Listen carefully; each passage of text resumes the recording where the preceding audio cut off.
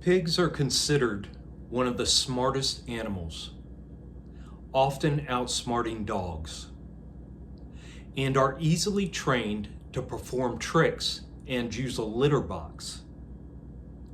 They are very hypoallergenic, having a lack of dander and odor, which makes them the perfect choice pets for people who suffer from allergies. They are extremely affectionate and form strong, loyal bonds with humans.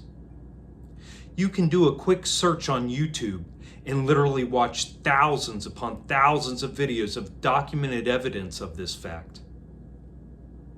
The social maturity of pigs is such a strong aspect of who they are that they become depressed or destructive if left alone for long periods. These amazing animals, when allowed to live in safety, harmony, and symbiosis, are known to live well over 20 years. However, these slavery systems, who have gotten us to sacrifice our humanity through their lies and propaganda of nutrition, have us mass murdering these amazing creatures at the ripe young age of 5 to 7 months. Breeding sows are lucky because they get to live their lives in an area just big enough to lay down in and are able to enjoy a full 3 to 5 years as long as they keep producing. You'll notice I said producing, not giving birth, not having babies, not having litters, producing. We breed them to produce them as a product. Should their litters drop below 10 to 12 piglets, they are deemed unworthy of life and murdered. Factory pigs usually have around 18 piglets, but only have an average 14 teats. So they call or kill the extras so there are enough teats. This horrendous satanic practice is done through modern pharmaceuticals, ensuring maximum extraction of resources. Meaning they are pumping the sows full of chemicals to make sure that every litter is producing as many as possible. Better to have too many than not enough, especially when you can just grind up the extras into tallow, pet food, and fertilizer. I forgot to mention that the sows are kept in metal cages their entire pregnancy, unable to turn around or comfortably lay down. They are forced into an endless cycle of pregnancy and birth through forced artificial insemination, with this animal rape being performed within 3 days after every litter is born. They are moved between the gestation crate, where they can't turn or lay down, to birthing crates, where they are only able to lay down to feed, preventing their natural instinct of nesting. Oh yeah, we must consider the insane amount of hormones, antibiotics, and vaccines they are pumped full of.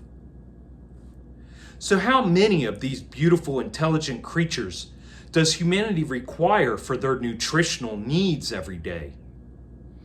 4 million seems to be meeting those supposed requirements.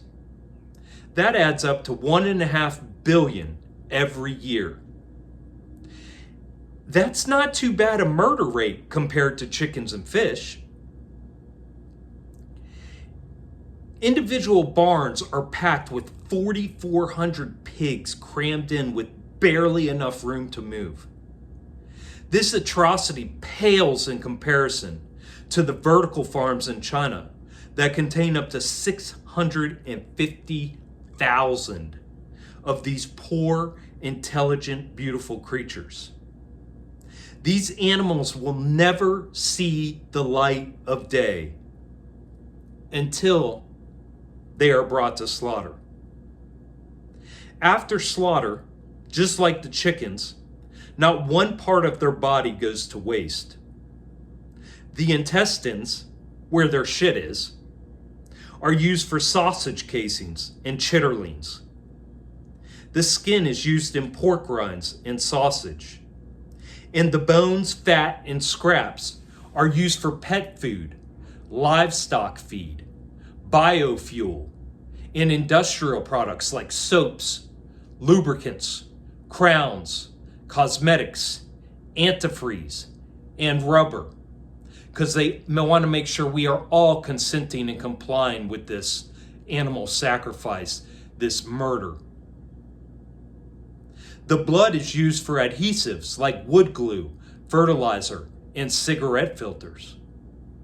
Skin and hides are also used for leather, medical applications, pharmaceutical capsules, photographic film, and a stabilizer in food.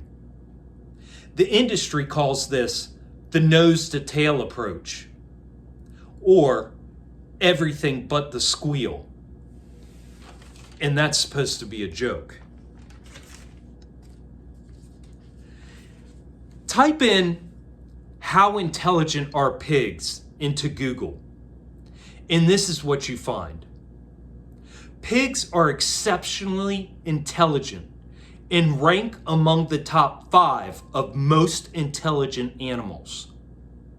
They demonstrate high-level problem solving, long-term memory, self-awareness, and can learn to play simple video games. Type into Google, "what is the emotional intelligence in pigs?" and you will find out they have advanced social abilities, empathy, and long-term memory.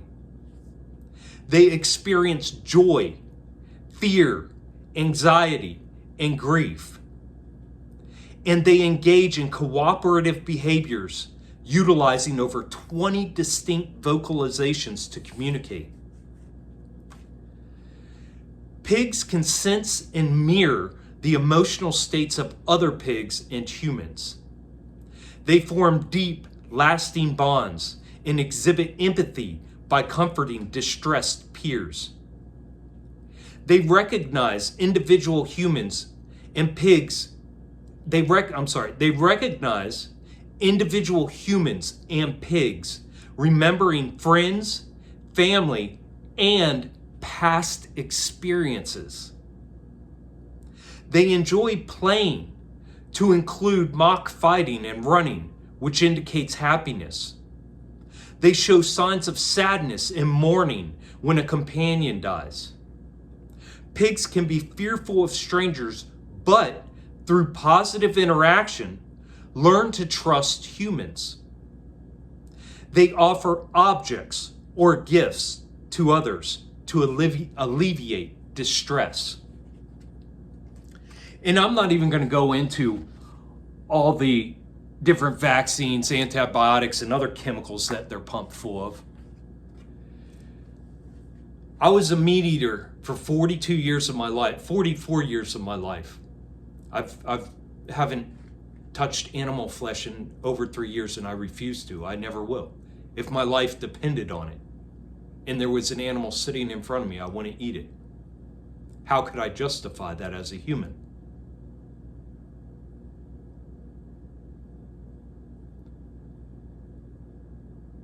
We are voluntarily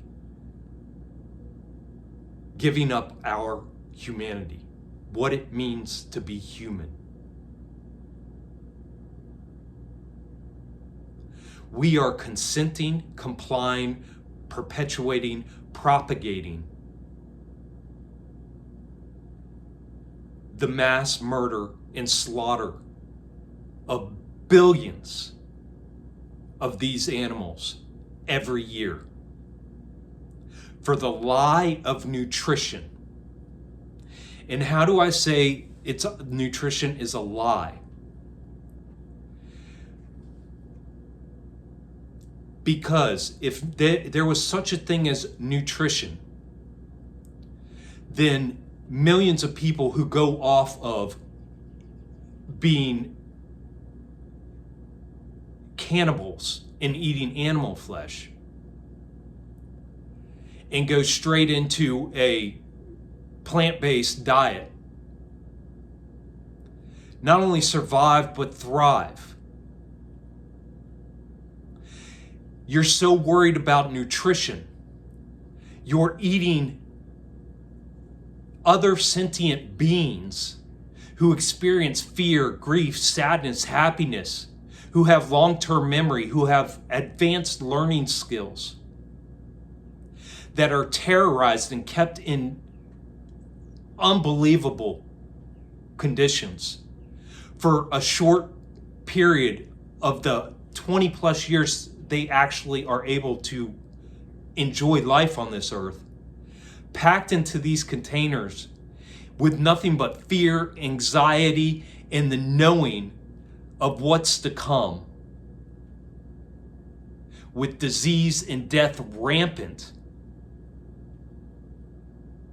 And that energy goes into this flesh, and then you consume it.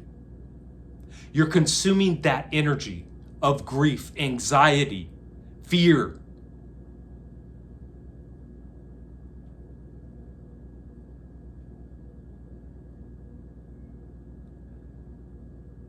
Until we face this,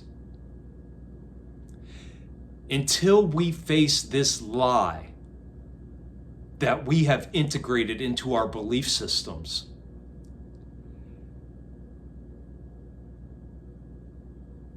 we cannot expect for our current situation that we find ourselves in as a humanity, as a species, to improve. It's impossible.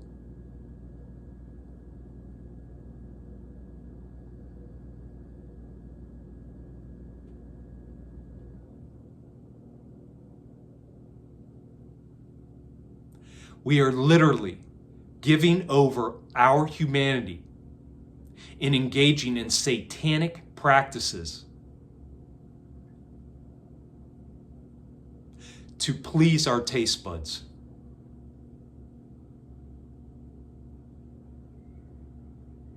If we can walk away from this knowledge